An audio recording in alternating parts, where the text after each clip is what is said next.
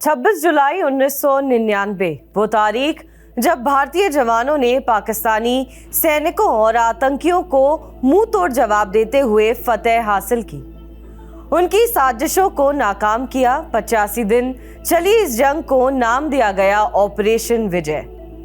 जम्मू कश्मीर के करगिल जिले की पहाड़ी पर देश की रक्षा करते हुए 500 से अधिक भारतीय सैनिक शहीद हुए। करगिल की जंग के 25 साल पूरे हो गए हैं। चलिए ऑपरेशन विजय की पूरी टाइमलाइन समझते हैं। 3 मई 1999 ये वो तारीख है जब करगिल की पहाड़ी पर एक चरवाहे ने पाकिस्तान के सैनिकों और आतंकियों को पहली बार देखा।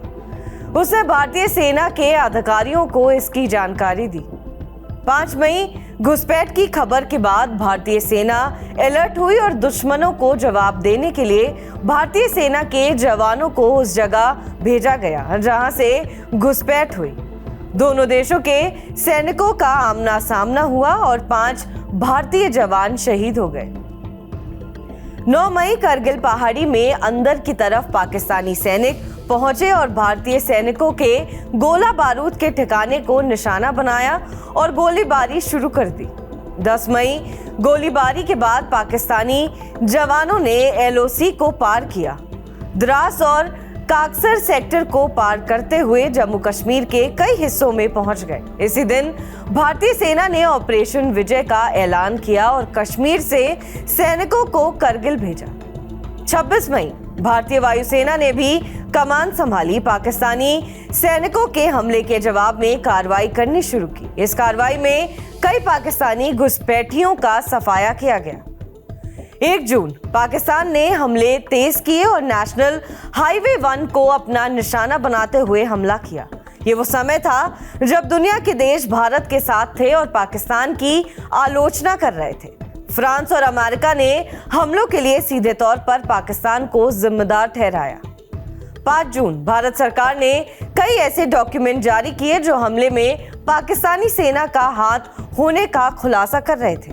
9 जून अपनी बहादुरी का प्रदर्शन करते हुए भारतीय सेना के जवानों ने जम्मू कश्मीर के बटालिक सेक्टर में बड़ी जीत हासिल की। यहाँ की 2 प्रमुख जगहों पर वापस कब्जा किया। 13 जून जब भारतीय सैनिकों ने टोलोलिंग चोटी पर कब्जा किया तो ये पाकिस्तान के लिए बड़ा झटका था। इस दौरान देश के तत्कालीन प्रधानमंत्री अटल बिहारी वाजपेयी खुद करगिल पहुंचे। 20 जून भारतीय सेना ने एक के बाद एक टाइगर हिल के पास के कई ठिकानों पर वापस कब्जा कर लिया और पाकिस्तानी सैनिकों को शिकस्त दी।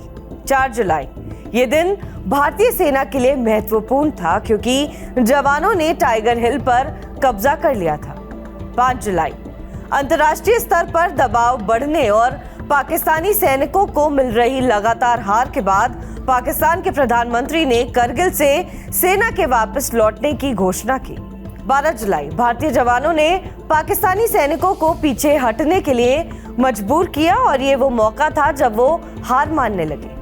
14 जुलाई तत्कालीन प्रधानमंत्री अटल बिहारी वाजपेयी ने भारतीय सेना ऑपरेशन विजय को सफलतापूर्वक पूरा होने की घोषणा की।